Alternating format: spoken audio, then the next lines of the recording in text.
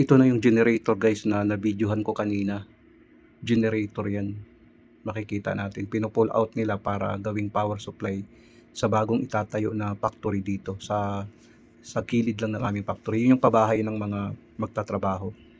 Yung generator na yan guys, palagay nyo ilang kVA kaya yan. Yung ganong kaklaseng generator kalaki.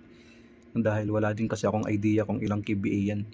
Mayroon kasi mga veterano dito na nanonood sa mga video ko. Alam nila kung ilang kVA ang ganyang klaseng generator. Alam nila.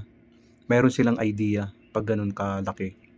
Kasi yan kasing generator na yan guys, kaya niyang patakbuhin ng isang residential, yung generator na ganyan. So habang ginagawa nila yung site dyan na ginagawang factory, magkakaroon sila ng power supply sa generator na yan. Sa mga magagaling dyan, ilang kVA kaya yung mga ganong klase? Dyan kasi itatayo yung guys, yung factory. Sa gilid lang ng factory namin, bali 2 factory na. Yan yung pabahay nila. Dyan kasi itatayo. Kaya kailangan nila ng power supply para sa AC.